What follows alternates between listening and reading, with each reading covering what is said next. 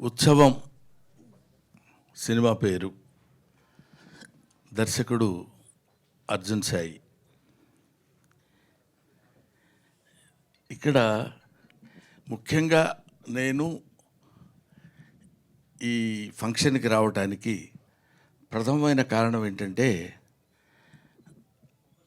నాకు నటులన్నా, నట జీవితం అన్నా, నట జీవితం తెర వెనుక పడుతున్నటువంటి నటుల కష్టాలన్నా ఎక్కడో చిన్న అటాచ్మెంట్ అండ్ ఎమోషనల్ ఫీలింగ్.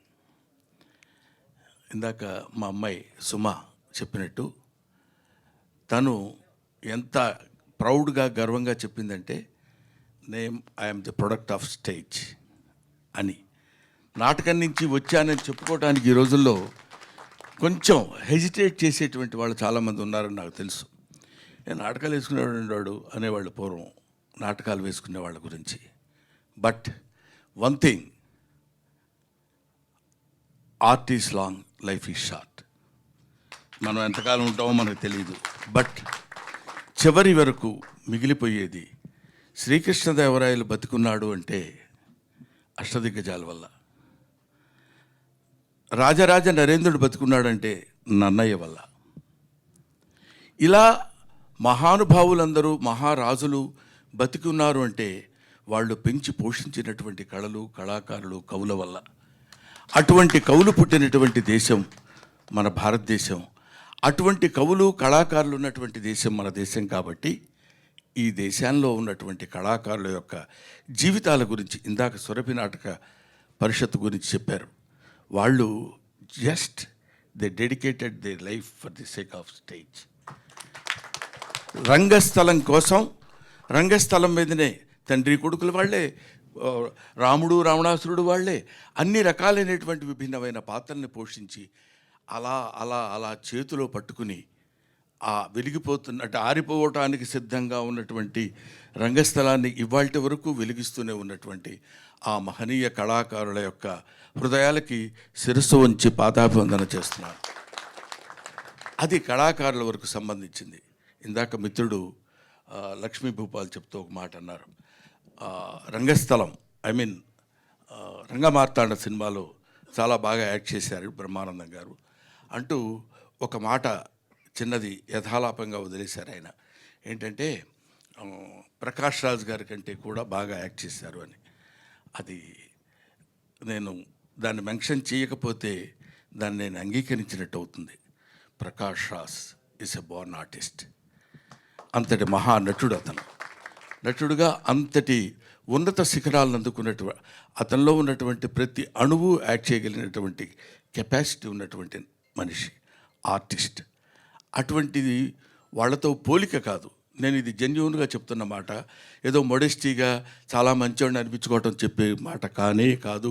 రంగస్థలం సాక్షిగా చెప్తున్నాను. ఆ రోజు ఒక కృష్ణవంశీ కానీ, ఒక ప్రకాష్ రాజ్ లాంటి వాళ్ళిద్దరూ నన్ను ఎన్నుకుని నా దగ్గరికి రావడం, అది నా గొప్పతనం కాదు, వాళ్ళ సంస్కారం.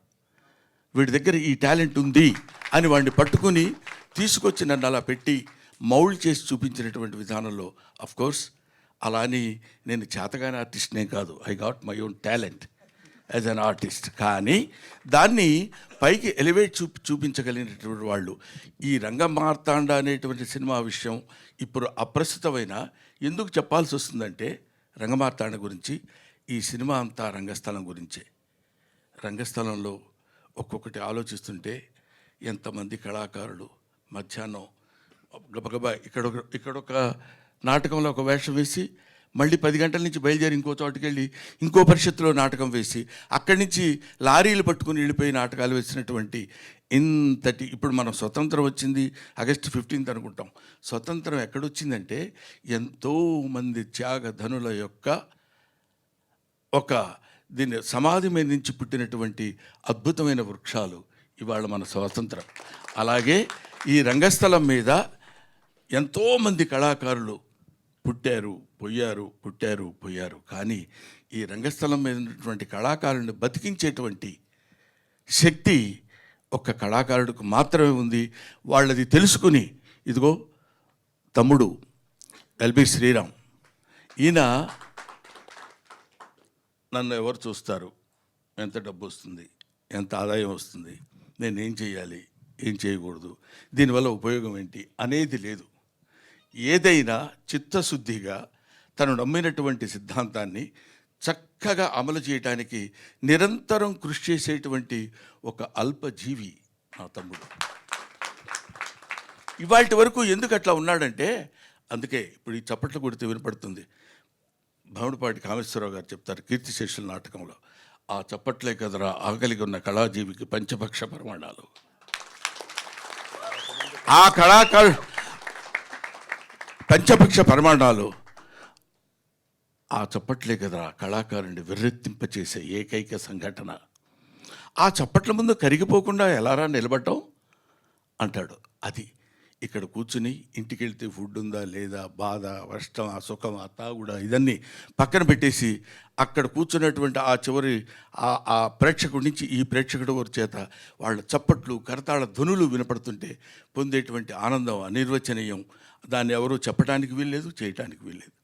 అంతటి మహనీయమైనటువంటి శక్తి సంపద కలిగినటువంటిది ఆర్ట్. అది ఆర్ట్. చాలామంది ఏమనుకుంటారంటే ఆర్ట్ అంటే ఏదో కళ అని, ఫైన్ ఆర్ట్స్ అంటే లలిత కళలు అని, లలితములైన కళలు అని, అంటే ఫైన్ ఆర్ట్స్ మృదువైన కళలు అని అనుకుంటారు. కాదు, లలితా గాయత్రి యొక్క అంశ చేత పొందబడినటువంటి కళలు లలిత కళలు. ఇది అందరికీ రావు, ప్రతివాడు నటించాలంటే కుదరదు. అది కొంతమందికి మాత్రమే. మా అమ్మాయి సుమ ఉంది. సుమ ఈరోజు అదే మాట్లాడితే ఏదో మలయాళం నుంచి వచ్చింది ఎన్నో, లేకపోతే ఇంకో చోట నుంచి అని కాదు. ఏదైనా తను నమ్మినటువంటి సిద్ధాంతాన్ని అలా పట్టుకుని మైకు రూపంలో ఇంతకాలం తనేదో గొప్పగా ఉంది అని కాదు, తను చేస్తున్నటువంటి నిరంతర కృషి. వింటున్నారో లేదో తెలియదు, మాట్లాడుతున్నారో లేదో తెలియదు, తనంతట తాను మలుచుకున్నటువంటి స్వయం శిల్పి సుమ. ఇటువంటి వాళ్ళు, ఎందుకంటే ఆ అమ్మాయిలో ఇప్పుడు ఇంతవరకు నాకు తెలియదు తన స్టేజ్ ఆర్టిస్ట్ అని. ఇలా చెప్తున్నప్పుడు ఓహో ఇటువంటి వాళ్ళు కూడా ఉన్నారా, మనకు తెలియని విషయాలు ఎన్ని ఉన్నాయో కదా అని. అది అద్భుతమైనటువంటి ఇటువంటి కళాకారులందరినీ ఒకచోట చేర్చి వీళ్ళ మీద ఒక సినిమా తీయాలని అనేటువంటి ఆలోచన రావడమే నిజంగా చిన్నవాడు అర్జున్ సాయి. వారికి నేను సిన్సియర్గా ఆ బాటమ్ ఆఫ్ మై హార్ట్, నా హృదయాంతరాల నుంచి అతన్ని అభినందిస్తున్నాను. ఎందుకంటే ఇందాక రైటర్ చెప్పారు, ఇక్కడ ఇలాంటి సినిమాలు ఎన్నుకోవాలంటే దానికి కొంచెం దమ్ము కావాలి, దానికి ఇది చెప్తూనే అట్రాక్ట్ చేయగలిగినటువంటి, అంటే మళ్ళీ సినిమాటిక్గా కావాల్సినటువంటివన్నీ డీల్ చేయటం. ఇందాక మా ఏం రత్నమ్మ గారు చెప్పారు. ఏం రత్నమ్మ గారు అంటే ఆ రోజుల్లో ఆయన వస్తున్నా అంటే దడదళ్ళాడిపోయేవాళ్ళం. ఆయన సినిమా ఏంటంటే అది మన ప్రకాష్ రాజు, మేము సంకల్పం సినిమాలో ప్రకాష్ రాజు మొట్టమొదటిసారి ఎంట్రీ, ఆ తర్వాత నా ఎంట్రీ. అంటే ఇంచుమించు ఇద్దరము అప్పుడప్పుడే సినిమా ఇంట్రెస్ట్లోకి వచ్చిన వాళ్ళం.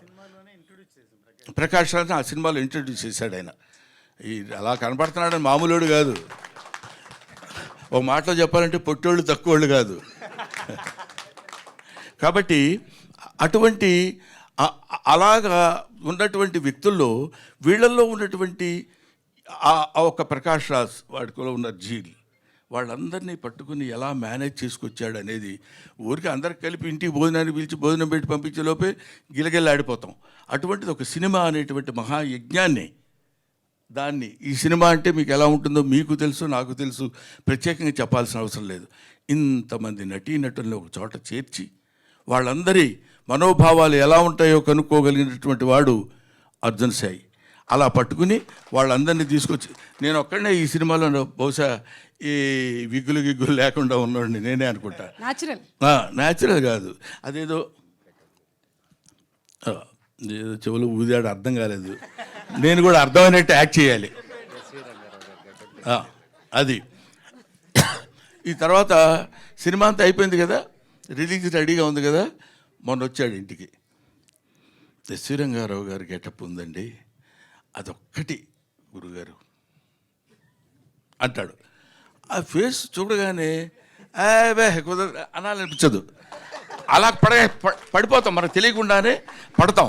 అలా పడేశాడు ఇంతమంది ఆర్టిస్టుల్ని, ఇంత పెద్ద పెద్ద టెక్నీషియన్స్. అంటే మామూలు విషయం కదా. ఒక అనూప్ రూబెన్స్ కానీ, లేకపోతే మన గౌతమ్ ఎవరు రసూల్ ఎల్లోరా, అవి చూస్తుంటేనే ఒక అద్భుతమైనటువంటి వాళ్ళందరినీ పట్టుకుని ఇతనైనా ఇవన్నీ చేయించింది అనే అనుమానం మనకు కలిగే విధంగా ఒక అద్భుతమైన సినిమా తీశాడు.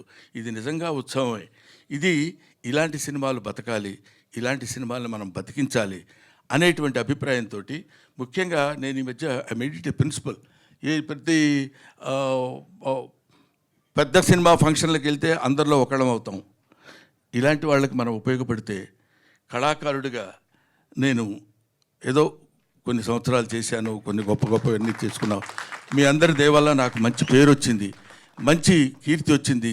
ఆ విధంగా మంచి ఆనందకరమైనటువంటి ఆర్థిక పరంగా హ్యాపీగా ఉన్నాను.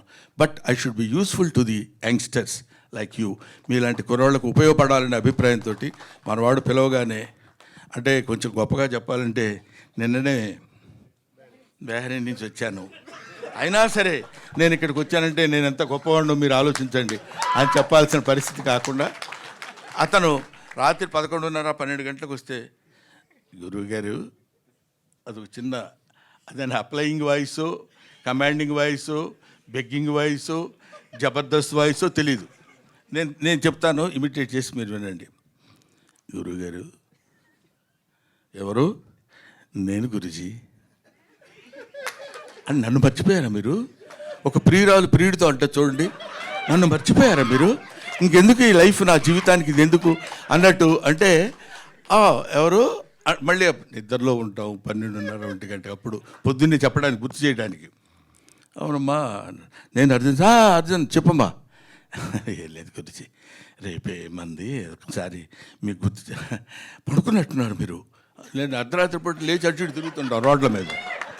అనుకోబోదు చెప్పండి అని మీరు బాగా డిస్టర్బ్ చేసినట్టున్నారు, ఏమనుకోవద్దండి అని చెప్పి డిస్టర్బ్ చేయాల్సినంత చేసి, ఆ తర్వాత అంటే అది మాకు కందుకూరు వీరేశలింగం గారు ఏదో దీనిలో చెప్తూ, దెబ్బ తగిలితే ఎవడన్నా కొరడాతో కొట్టాడు అనుకోండి, చర్రమని రియాక్ట్ అయిపోతాం.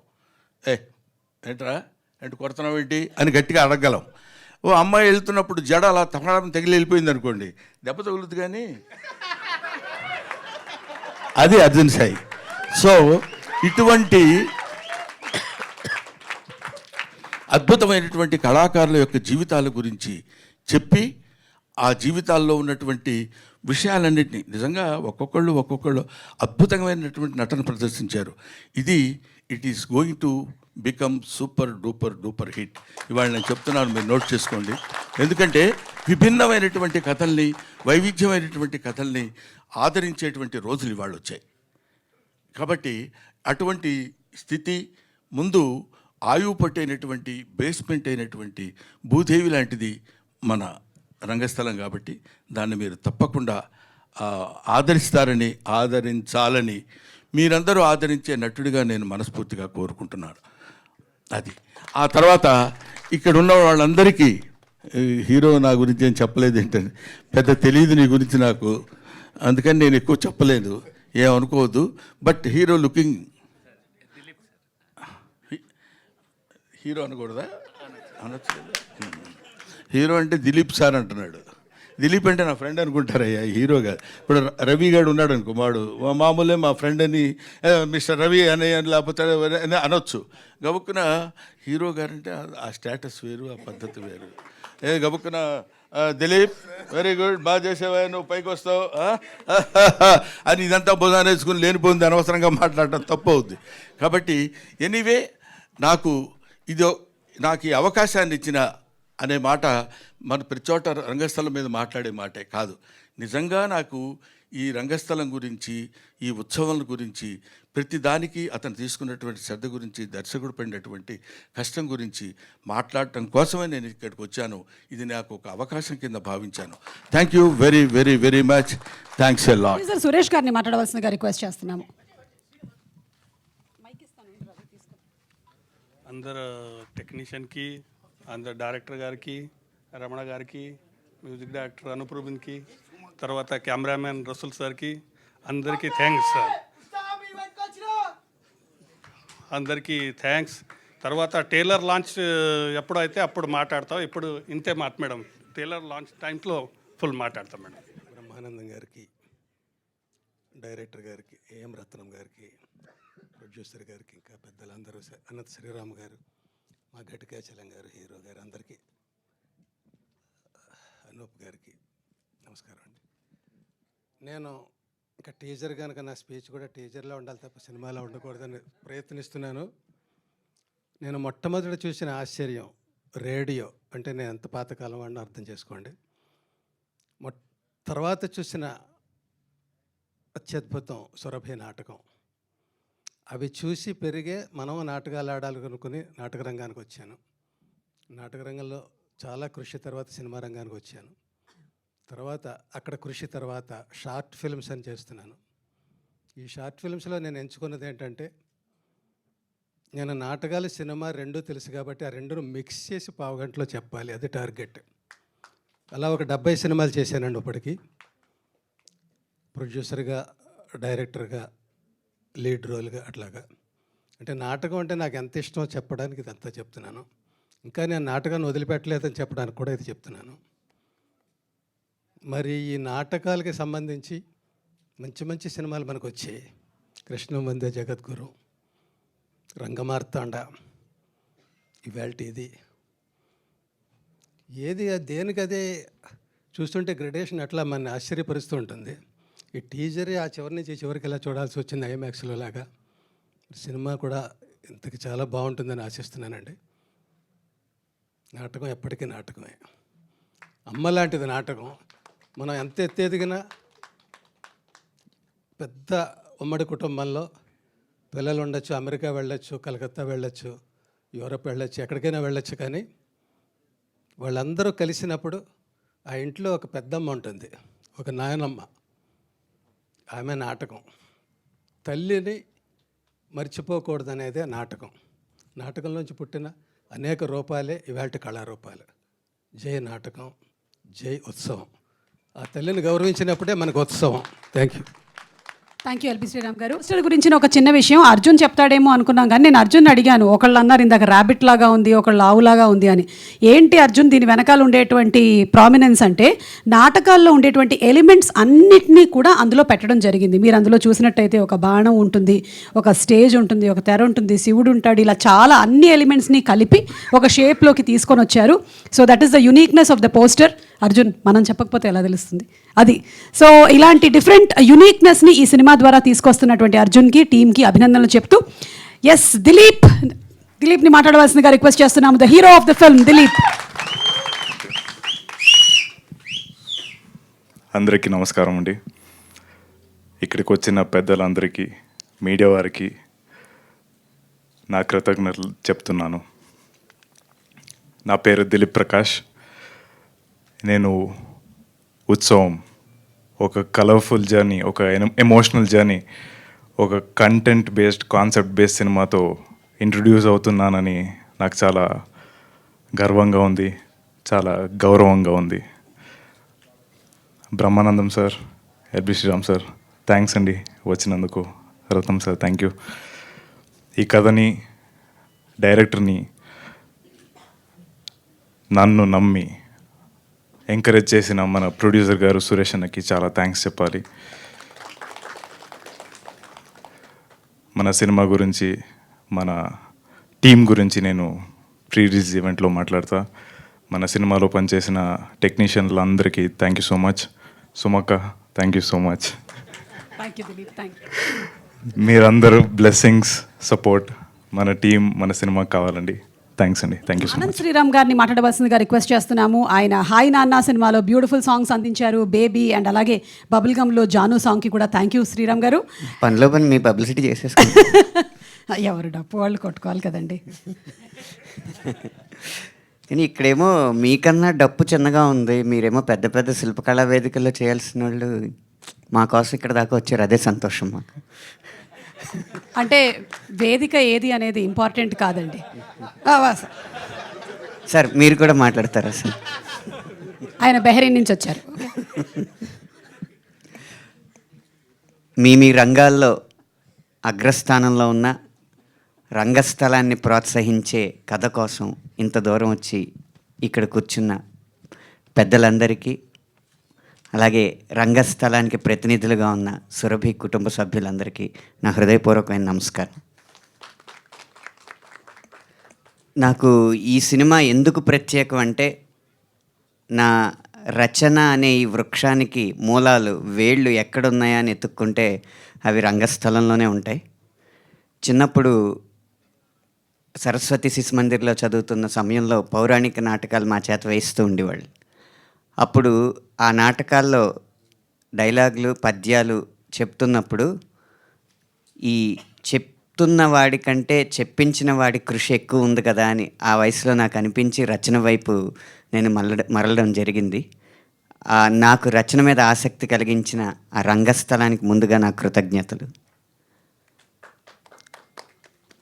అలా నా మూలాన్ని స్పృశించిన కథని నా ముందు తీసుకొచ్చి నా చేత పాటలు రాయించిన అర్జున్ సాయి గారికి కూడా నా హృదయపూర్వకమైన ధన్యవాదాలు. కాకపోతే రంగస్థలం గురించి కానీ, రంగస్థలం నేపథ్యం గురించి కానీ రాసిన పాటలు నావి కాదు. ఇందులో ఎంత కళాకారులకైనా వారికి ముద్దు ముచ్చట ఉంటుంది, ప్రేమ పెళ్ళి ఉంటుంది. కాబట్టి నా చేత ఒక పాట మొదటి ముద్దు గురించి పూర్తిగా ఒక పాట మొదటి ముద్దుని వర్ణించే పాట రాయించారు. రెండవది marriages are made in heaven అని పవిత్రమైన వివాహ బంధం గురించి రాయించారు.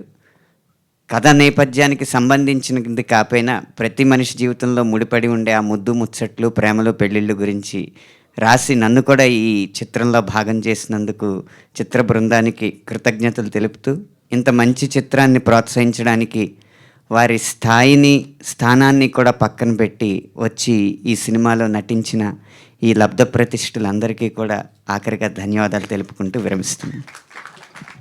మనకి గోపాల గోపాల, సోగ్గాడే చినినాయన, మనం ఇలా ఎన్నో సూపర్ డూపర్ హిట్ సినిమాలకి మ్యూజిక్ డైరెక్షన్ చేసిన అనూప్ గారిని మాట్లాడవలసిందిగా రిక్వెస్ట్ చేస్తున్నాము. అండ్ ఇప్పుడు ఫర్ ఉత్సవం. అందరికీ నమస్కారం. ఫస్ట్ ఆఫ్ ఆల్ నాకు ఎంతో ఇష్టమైన, చాలా పెద్ద ఫ్యాన్ బ్రహ్మానందం సార్. చాలా రోజుల తర్వాత చూడడం చాలా happy sir. And thanks for coming sir. And అలాగే ఏం రత్నం సార్ గారు. అండ్ ఉత్సవం ఫిలిం గురించి చెప్పాలంటే ఇట్స్ నాకు చాలా అంటే ఇట్స్ హార్ట్ టచింగ్ సబ్జెక్ట్ అండి. Because Arjun first time direction అయినా కూడా ఈ ఫిలింలో లేని ఆర్టిస్టులు లేరండి. You will see all are there. అంటే ఉన్న తెలుగు ఫిలిం ఇండస్ట్రీలో ఉన్న పెద్ద ఆర్టిస్టులు అంతా ఉన్నారు. ఒక్క ఫిలింలో ఇంతమందిని మేనేజ్ చేయడం ఒక ఫస్ట్ టైం డైరెక్టర్కి చాలా కష్టం. బట్ అర్జున్ చాలా బాగా చేశారు. And you will see it. And Dilip ఈ ఫిలింతో ఇంట్రడ్యూస్ అవ్వబోతున్నారు తెలుగులో. అండ్ వెరీ ప్యాషనెట్ ఆర్టిస్ట్ అని దిలీప్. అండ్ ఈ ఫిలిం చాలా మంచి సాంగ్స్ ఉన్నాయి. అంటే నేను చేసిన ఫిలిమ్స్లో ఉత్సవం కూడా ఒక మంచి ఆల్బమ్ అవుతుందని గట్టిగా నమ్ముతున్నాను. అండ్ ఆనంద్ శ్రీరామ్ గారికి అండ్ ఆల్ ద లిరిసిస్ట్కి థ్యాంక్స్. జస్ట్ టీజర్ లాంచ్ కాబట్టి ఇంకా సాంగ్స్ రిలీజ్ ఉంది, చాలా ఉంది. కాబట్టి I speak on audio release అండి. Thank you so much. Thank you so much గారు ఫర్ వండర్ఫుల్. అధ్యాపకులు, నాటక అనుభవం ఉన్న హాస్య బ్రహ్మానందం గారికి, ఎన్నో వైవిధ్యమైన పాత్రలు పోషించి ప్రజల్ని ఆకర్షించి రంజింపజేసిన కళామా తల్లి సేవ చేస్తున్న ఎల్బి శ్రీరామ్ గారికి, ఇక్కడ ఉన్న టెక్నీషియన్స్ అందరికీ ధన్యవాదాలు.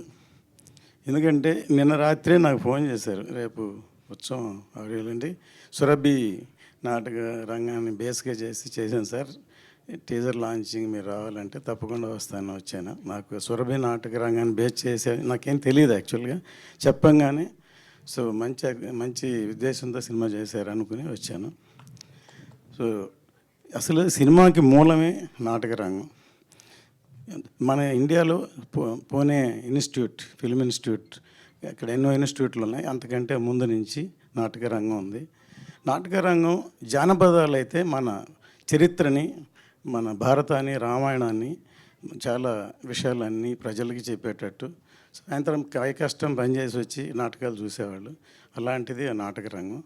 నేను సురభి నాటక రంగం గురించి నాకు తెలియదు, కానీ సురభి బాలసరస్వతి గారు నాకు తెలుసు. ఎందుకంటే నేను 53 సంవత్సరాలుగా సినిమా ఇండస్ట్రీలో ఉన్నాను.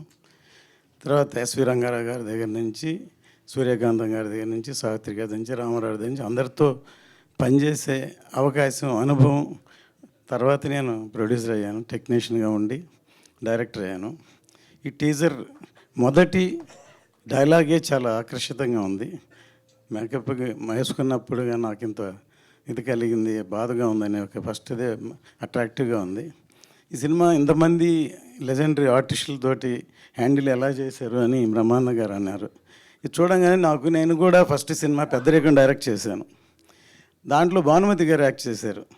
నన్ను అందరూ భానుమతి గారితో నువ్వు ఎలా డీల్ చేస్తావు, ఆవిడ అంత లెజెండరీ ఆర్టిస్టు అని అంటే, అందులో అల్లు రామలింగయ్య గారు, తర్వాత ఎన్ఎన్ పెళ్ళాను మలయాళం ఆర్టిస్టు, తర్వాత రామిరెడ్డి, చాలామంది, చంద్రమోహన్, చాలామంది ఆర్టిస్టులు ఉన్నారు ఇలాగ సినిమా అంతా. సో వీళ్ళందరితోటి వాళ్ళ మనస్తత్వాలను డీల్ చేసి రామలింగయ్య గారు ఒకటి నాకు స్టేట్మెంట్ ఇచ్చారు. ఈ కుర్రాడు మేము చెప్పింది కాదనకుండా, మమ్మల్ని నొప్పించకుండా తనకి ఏం కావాలో అలా తీసుకుంటున్నాడని మొదటి రోజు షూటింగ్లోనే ఆయన పేపర్ స్టేట్మెంట్ ఇచ్చారు. అందుకే అరవింద్ గారు ఎప్పుడైనా మా నాన్న ఫ్యాన్ అయ్యా అనేవాళ్ళు. అలాగూ ఈ మొదటి చిత్రంతో ఇంతమంది ఆర్టిస్టులతోటి డీల్ చేసి ఇంత ఒక మంచి కళాత్మక చిత్రాన్ని నిర్మించినందుకు, డైరెక్ట్ చేసినందుకు అతనికి ఈ సక్సెస్ రావాలని మనసారా కోరుకుంటున్నాను. ఇందులో పనిచేసిన ప్రతి టెక్నీషియన్లు మంచి టెక్నీషియన్స్ పనిచేశారు. అందులో నేను ఈ మధ్య అనంత శ్రీరామ్ గారి స్పీచెస్ ఆయన చూస్తున్నాను. ఆయనకి ఎంత దేశభక్తి ఉందో దాన్ని బట్టి నాకు అర్థమైంది. ఆయన కలవాలనుకున్నాను యాక్చువల్గా నేను నిజంగా. తర్వాత మ్యూజిక్ డైరెక్టర్ అను శ్రీరామ్, అందరూ మంచి టెక్నీషియన్లు ఎన్నుకున్నారు. ఈ సినిమా గ్రాండ్ సక్సెస్ అవ్వాలని కోరుకుంటున్నాను. Thank you sir, thank you so much. అలాగే ఏం రత్నం గారికి మరొకసారి కృతజ్ఞతలు తెలియజేస్తూ ఉన్నాము.